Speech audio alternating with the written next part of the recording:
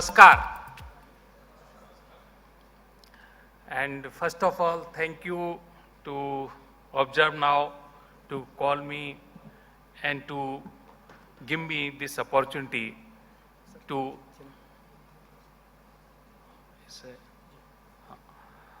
excuse me. इसमें forward किससे होगा?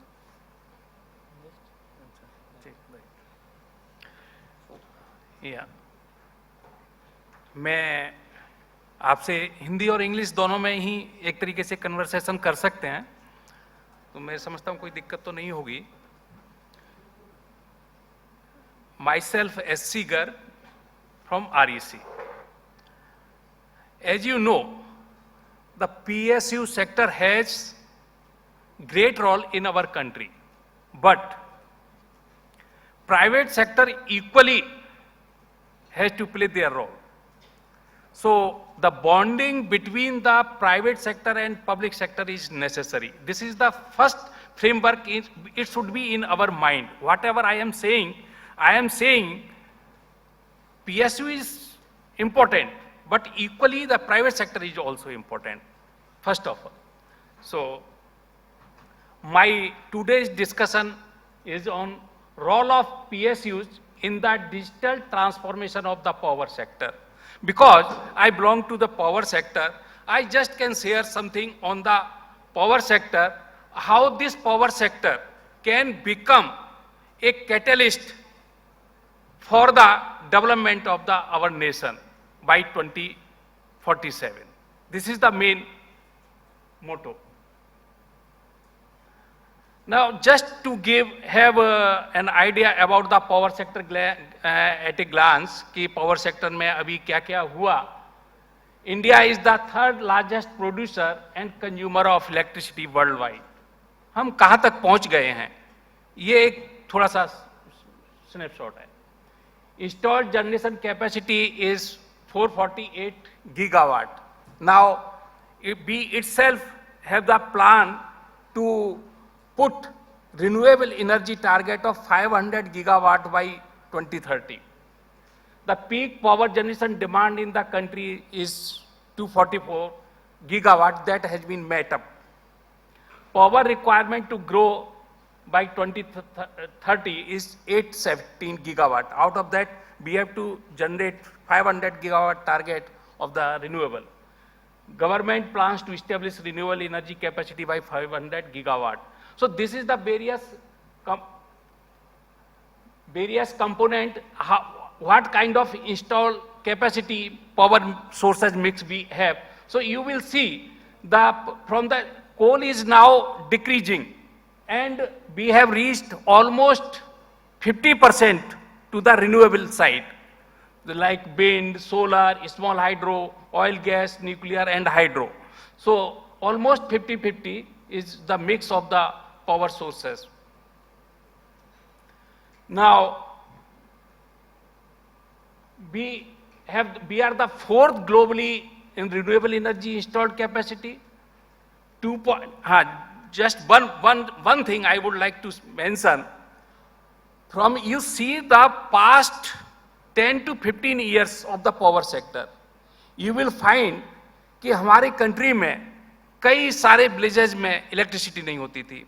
इसमें मेरे जिस ऑर्गेनाइजेशन को मैं बिलोंग करता हूं, मैं प्राउडली कह सकता हूं, more than 6 लाख विलेजेस को इलेक्ट्रीफाई किया इस पीरियड में.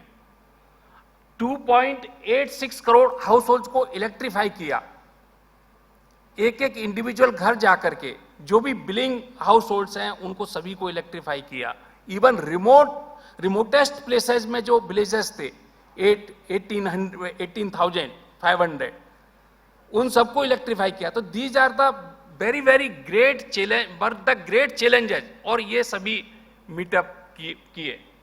आज की डेट में हम कह सकते हैं कि हमने 100% विलेज को इलेक्ट्रीफाई कर दिया. एलईडी पीएसयू का देखिए, PSU it is the strength of the PSU. LED bulb आपने खुद देखे होंगे, एलईडी बल्ब किसी टाइम में आप 500 रुपीज में भी परचेज करते थे. आज देखिए क्या कॉस्ट रिड्यूस होकर के आ गई. Distribution losses again it is reducing on the map. This is the scenario, किस तरीके से हमारी पीक डिमांड बढ़ रही है, और now we have come to 249 gigawatt.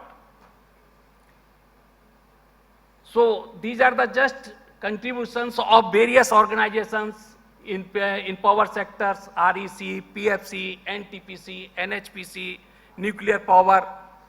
So, and we have transferred the even power grid, how the huge transmission network has been created. You just imagine during the COVID period, how one PSU like railway sector, beside the power sector, how oxygen एक track बना दिया गया. It was possible only because of PSU. आपको oxygen के लिए ट्रेनें चला दी. तो ये PSU के द्वारा ही संभव था.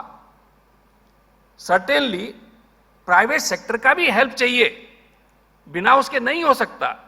लेकिन जो आपकी क्विक डिसीजन लेने की जो कैपेसिटी है, जिस तरीके से हम एक नेटवर्क क्रिएट कर सकते हैं कंट्री में, जनधन अकाउंट खोल सकते हैं. अदरवाइज कैसे सोच सकते हैं कि इंडिविजुअल को भी आप एक पैसा कोई डिपॉजिट नहीं कराए लेकिन फिर भी अकाउंट खोलिए. तो ये PSU की पावर है. Now we come to the digital transformation, what it will bring, how we have to move towards 2047. So how this can help us. So this can the clean, we can shift our focus on the clean energy. This can cut the cost, improve efficiency, reduce the carbon emissions, integration of different kind of technologies, renewable energy with the present conventional system. Users can manage their power consumptions through the various on the electronic devices. Systems becomes scalable, so its business is profitable. Now, REC's journey in digitalization of power sector. So basically, after moving from the village electrification, household electrification, and achievement of 100% village electrification, we have now moved to strengthen the system. How the system is reliable, how its quality should it be. So the scheme has been formed, revamped distribution sector scheme, RDSS, जिसको popularly हम कहते हैं. दूसरी आपने आजकल फिर सुना होगा, टीवी पे एडवर्टाइजमेंट भी देखते होंगे, रूफटॉप सोलर मुफ्त बिजली योजना, पीएम सूर्य घर मुफ्त बिजली योजना, नेशनल फीडर मॉनिटरिंग सिस्टम. किस तरीके से, मैं थोड़ा सा इसके बारे में जस्ट ब्रीफ करूंगा, ज्यादा समय मेरे को शायद नहीं है, तो मैं जस्ट थोड़ा सा. तो रिवैम्प्ड डिस्ट्रीब्यूशन सेक्टर, इसमें क्या है कि आप पावर की क्वालिटी को हाउ वी कैन इंप्रूव, सेडी जो आपके इंटरप्शंस होते हैं, किस तरीके से ये रिड्यूस किए जाएं, कैसे इनको मैप किया जाए, ये सारी चीजें हैं. क्वालिटी, किस तरीके से वोल्टेज इंप्रूवमेंट हो, फ्रीक्वेंसी किस तरीके से स्टेबल है, इस तरीके की है. अफोर्डेबल ऑफ पावर सप्लाई, आपको पावर सप्लाई कैसे चीपर मिले. रेट डे बाई डे, जब तक हम कोल यूज कर रहे थे, बात करते थे कि अब 7 रुपए हो गई, 10 रुपए हो गई, 11 रुपए हो गई, इसको कैसे रिड्यूस करें. तो आपने देखा होगा रिन्यूएबल जिस तरीके से आ रहा है, रिन्यूएबल की पावर 2 रुपए 3 रुपए इस तरीके की मिलती जा रही है, तो पावर रिडक्शन हो रहा है. ऑल्दो टाइम बढ़ रहा है लेकिन पावर की कॉस्ट रिड्यूस हो रही है. Reduce AT&C losses pan India level, जो टारगेट है 12 to 15% लाने का टारगेट है बाय 25. ऑल्दो डिफिकल्टीज हैं, लेकिन but we are putting all the putting efforts. Reduces ACS ARR गैप, ACS average cost of supply and average revenue realize to 0 level पे लाना है, कि दोनों में एटलीस्ट मिसमैच नहीं होना चाहिए, कि हमारी कॉस्ट ऑफ सप्लाई तो हमारी ज़्यादा है और रियलाइज्ड हमको कम हो रहा है, तो ये नहीं होना चाहिए. So these are the various features. Government of India has put 3 lakh crore. REC and PFC are nodal agencies. All schemes now covered under the RDSS. So under this, the benefit, now I am coming the most important point. There is provision of rollout of 250 million smart meters. 25 crore जो हमारे house hold हैं country में, उन सभी को smart meter लगाना है, ये हमारी विजन है। अब आप सोचिए, हमें 2047 तक जाना है, कंट्री को डेवलप्ड नेशन बनाना है। How it is possible? जब तक कि हमारे पास में एक डिजिटल इंफ्रास्ट्रक्चर नहीं होगा। अगर हम स्मार्ट मीटर एक घर घर तक पहुंचा देते हैं, हम उस कंज्यूमर के साथ में कनेक्ट हो गए, उसकी हमको सारा डेटा हमारे पास में अवेलेबल होगा। आपके अब यहाँ पर प्राइवेट सेक्टर का भी रोल आता है, किस तरीके से डेटा एनालिटिक्स की जा सकती है, डेटा के वेरियस चीजें जो इवॉल्व हो सकती हैं। तो यहाँ पर वो even every household will be connected to the one single platform. That is the advantage of this system. Now current, ये जस्ट व्यू करंट स्टेटस आप देखेंगे, अराउंड 2.71 करोड़ स्मार्ट मीटर्स मैं बात कर रहा हूं, 4 सितंबर 24 का स्टेटस है ये। 2.7 करोड़ अराउंड स्मार्ट मीटर्स अभी कंट्री में लग चुके हैं, जिसमें कि Bihar and Assam, these are the 2 state जो जिनकी प्रोग्रेस बहुत ही बढ़िया है। मतलब कंट्री के पर्सपेक्टिव में देखें तो बिहार में अराउंड 42 लाख लग चुके हैं और आसाम में 26 लाख स्मार्ट मीटर्स इंस्टॉल किए जा चुके हैं। तो these are the advantage. I am not going to in detail on this smart metering data से किस तरीके से हम कर सकते हैं।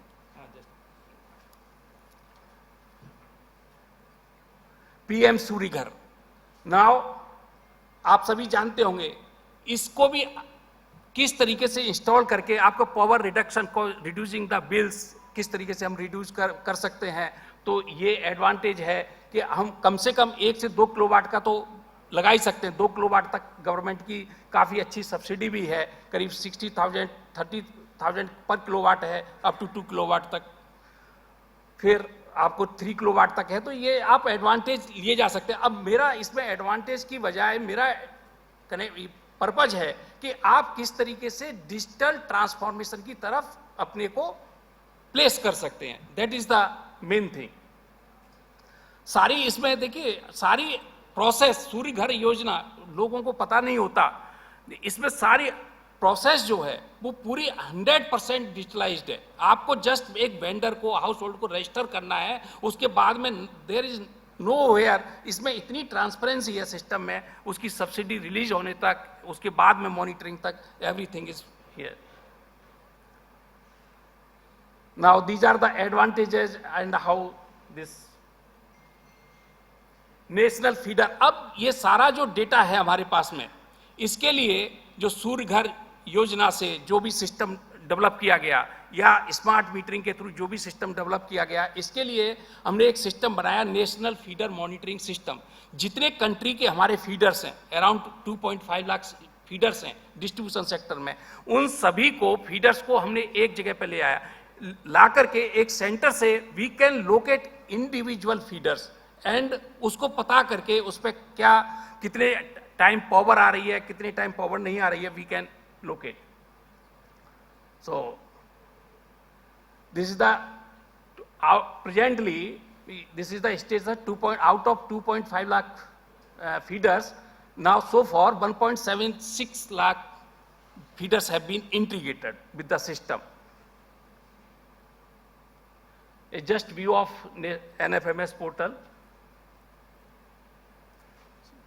the GPS location, all things, data can be managed. So now the key mantras of successful digitalization of PSU sector. So these are the basic fundamental things. जैसे अभी खंडारी साहब ने भी कहा कि हमें 2047 तक किस तरीके से बढ़ना है, क्या है, तो बेसिक चीजें ही हमारे लिए काम आएंगी जो फंडामेंटली हमें चाहिए। पॉलिटिकल विल, जब तक कि पॉलिटिकल विल कंट्री में नहीं होगी, हम इस तरफ नहीं बढ़ सकते। तो दीज आर द पॉइंट्स। मैं थोड़ा, मेरे को टाइम का ये कंस्टेंट है तो मैं एक्सप्लेन नहीं कर रहा हूँ। तो थैंक यू वेरी मच।